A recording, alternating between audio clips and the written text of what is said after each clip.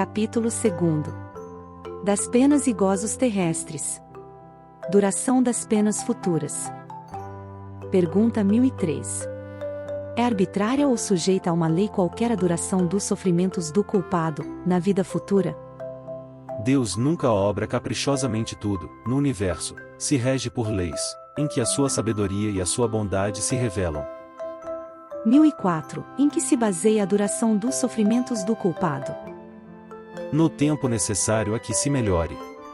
Sendo o estado de sofrimento ou de felicidade proporcionado ao grau de purificação do espírito, a duração e a natureza de seus sofrimentos dependem do tempo que ele gaste em melhorar-se.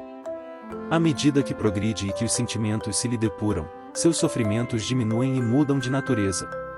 São Luís. 1005. Ao espírito sofredor, o tempo se afigura tão ou menos longo do que quando estava vivo? Parece-lhe mais longo, para ele não existe o sono. Só para os espíritos que já chegaram a certo grau de purificação, o tempo, por assim dizer, se apaga diante do infinito. Questão 240. 1006. Poderão durar eternamente os sofrimentos do espírito? Poderiam, se ele pudesse ser eternamente mau, isto é, se jamais se arrependesse e melhorasse, sofreria eternamente. Deus, porém, não criou seres tendo por destino permanecerem votados perpetuamente ao mal. Apenas os criou a todos simples e ignorantes, tendo todos, no entanto, que progredir em tempo mais ou menos longo, conforme decorrer da vontade de cada um. Mais ou menos tardia pode ser a vontade, do mesmo modo que há crianças mais ou menos precoces, porém, cedo ou tarde, ela aparece, por efeito da irresistível necessidade que o espírito sente de sair da inferioridade e de se tornar feliz. Eminentemente sábia e magnânima é, pois, a lei que rege a duração das penas, porquanto subordina essa duração aos esforços do espírito. Jamais o priva do seu livre-arbítrio, se deste fazer-lhe mau uso, sofre as consequências. São Luís. 1007. Haverá espíritos que nunca se arrependem? Há os de arrependimento muito tardio, porém, pretender-se que nunca se melhorarão fora negar a lei do progresso e dizer que a criança não pode tornar-se homem. São Luís. 1008. Depende sempre da vontade do espírito a duração das penas. Algumas não haverá que lhe sejam impostas por tempo determinado? Sim, ao espírito podem ser impostas penas por determinado tempo, mas Deus, que só quer o bem de suas criaturas, acolhe sempre o arrependimento, e infrutífero jamais fica o desejo que o espírito manifeste de se melhorar. São Luís. 1009. Assim, as penas impostas jamais o são por toda a eternidade? Interrogai o vosso bom senso, a vossa razão e perguntai-lhe se uma condenação perpétua, motivada por alguns momentos de erro, não seria negação da bondade de Deus. Que é, com efeito, a duração da vida, ainda quando de 100 anos, em face da eternidade? Eternidade. Compreendeis bem esta palavra? Sofrimentos, torturas sem fim, sem esperanças, por causa de algumas faltas. O vosso juízo não repele semelhante ideia? Que os antigos tenham considerado o Senhor do Universo um Deus terrível, cioso e vingativo, concebe-se. Na ignorância em que se achavam, atribuíam à divindade as paixões dos homens. Esse, todavia, não é o Deus dos cristãos, que classifica como virtudes primordiais o amor, a caridade, a misericórdia, o esquecimento das ofensas. Poderia ele carecer das qualidades, cuja posse prescreve, como um dever, às suas criaturas? Não haverá contradição em se lhe atribuir a bondade infinita e a vingança também infinita? Dizeis que, acima de tudo, ele é justo e que o homem não lhe compreende a justiça, mas a justiça não exclui a bondade e ele não seria bom se condenasse a eternas e horríveis penas a maioria das suas criaturas. Teria o direito de fazer da justiça uma obrigação para seus filhos, se lhes não desse meio de compreendê-la? Aliás, no fazer que a duração das penas dependa dos esforços do culpado não está toda a sublimidade da justiça unida à bondade? Aí é que se encontra a verdade desta sentença, a cada um segundo as suas obras. Santo Agostinho. Aplicai-vos, por todos os meios ao vosso alcance, em combater, em aniquilar a ideia da eternidade das penas, ideia blasfematória da justiça e da bondade de Deus, germe fecundo da incredulidade, do materialismo e da indiferença que invadiram as massas humanas, desde que as inteligências começaram a desenvolver-se. O espírito, prestes a esclarecer-se, ou mesmo apenas desbastado, logo lhe aprendeu a monstruosa injustiça. Sua razão a repele e, então, raro é que não englobe no mesmo repúdio a pena que o revolta e o Deus a quem a atribui. Daí os males sem conta que hão desabado sobre vós e aos quais vimos trazer remédio. Tanto mais fácil será a tarefa que vos apontamos, quanto é certo que todas as autoridades em quem se apoiam os defensores de tal crença evitaram todas pronunciar-se formalmente a respeito. Nem os concílios, nem os pais da Igreja resolveram essa grave questão. Muito embora, segundo os evangelistas e tomadas ao pé da letra as palavras emblemáticas do Cristo, ele tem ameaçado os culpados com um fogo que se não extingue, com um fogo eterno, absolutamente nada se encontra nas suas palavras capaz de provar que os haja condenado eternamente. Pobres ovelhas desgarradas, aprendei a ver aproximar-se de vós o bom pastor, que, longe de vos banir para todo sempre de sua presença, vem pessoalmente ao vosso encontro, para vos reconduzir ao aprisco. Filhos pródigos, deixai o vosso voluntário exílio, encaminhai vossos passos para a morada paterna. O Pai vos estende os braços e está sempre pronto a festejar o vosso regresso ao seio da família. Lamenais. Guerras de palavras. Guerras de palavras. Ainda não basta o sangue que tendes feito correr. Será ainda preciso que se reacendam as fogueiras? Discutem sobre palavras, eternidade das penas, eternidade dos castigos. Ignorais então que o que hoje entendeis por eternidade não é o que os antigos entendiam e designavam por esse termo? Consulte o teólogo as fontes e lá descobrirá, como todos vós, que o texto hebreu não atribuía esta significação ao vocábulo que os gregos, os latinos e os modernos traduziram por penas sem fim, irremissíveis. Eternidade dos castigos corresponde à eternidade do mal. Sim, enquanto existir o mal entre os homens, os castigos subsistirão. Importa que os textos sagrados se interpretem no sentido relativo. A eternidade das penas é, pois, relativa e não absoluta. Chegue o dia em que todos os homens, pelo arrependimento, se revistam da túnica da inocência e desde esse dia deixará de haver gemidos e ranger de dentes.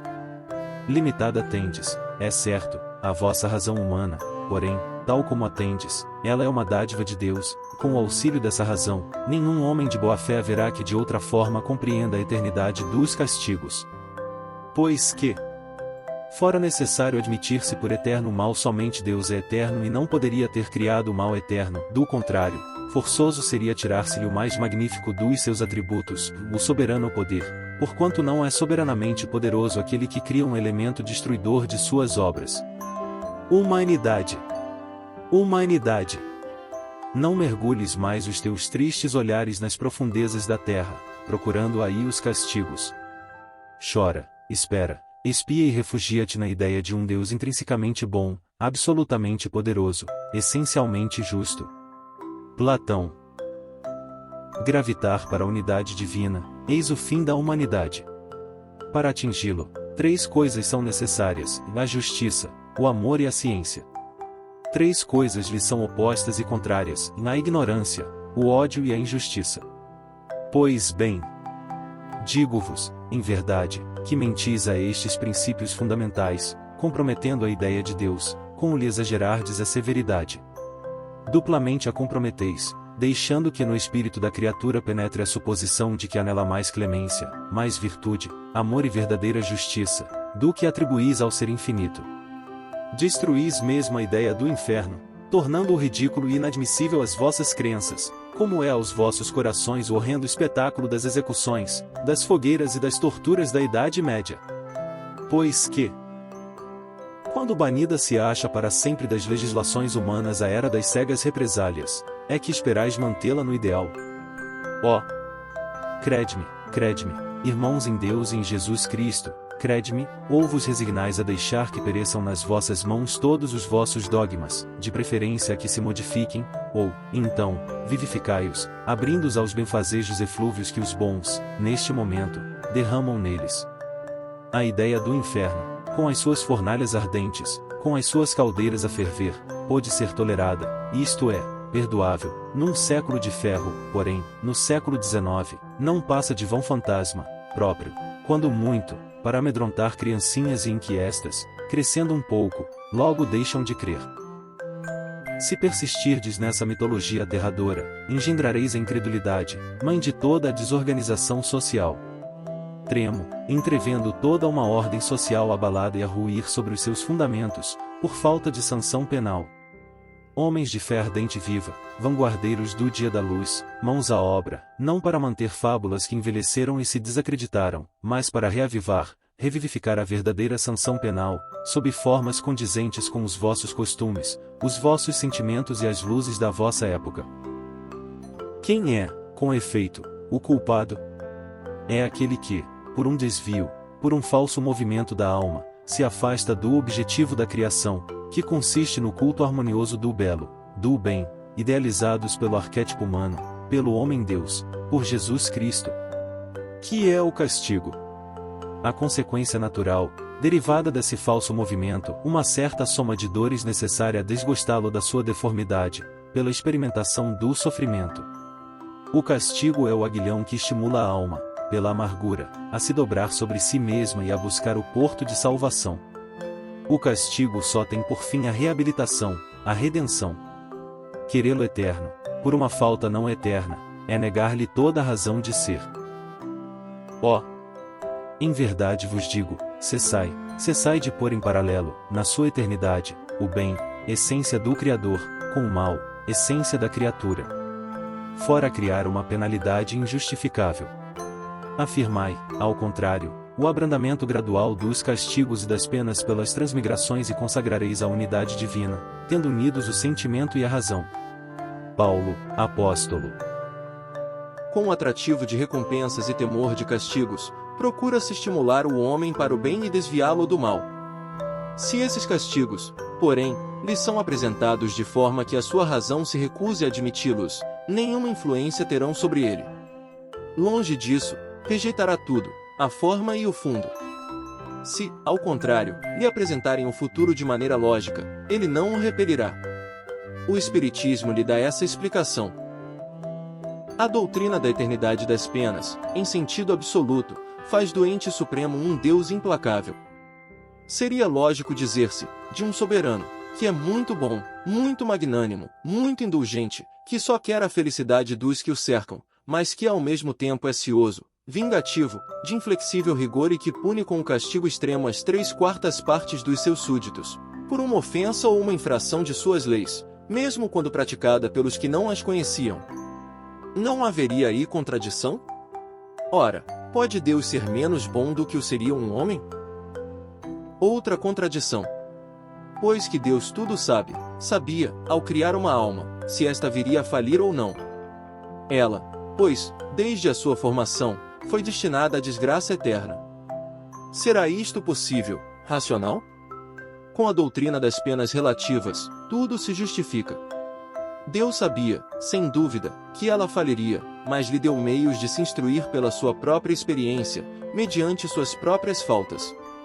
É necessário que expie seus erros, para melhor se firmar no bem, mas a porta da esperança não se lhe fecha para sempre e Deus faz que, dos esforços que ela empregue para o conseguir, dependa a sua redenção. Isto toda a gente pode compreender e a mais meticulosa lógica pode admitir. Menos céticos haveria, se deste ponto de vista fossem apresentadas as penas futuras. Na linguagem vulgar, a palavra eterno é muitas vezes empregada figuradamente, para designar uma coisa de longa duração, cujo termo não se prevê, embora se saiba muito bem que esse termo existe. Dizemos, por exemplo, os gelos eternos das altas montanhas, dos polos, embora saibamos, de um lado, que o mundo físico pode ter fim e, de outro lado, que o estado dessas regiões pode mudar pelo deslocamento normal do eixo da Terra, ou por um cataclismo. Assim, neste caso, o vocábulo eterno não quer dizer perpétuo ou infinito.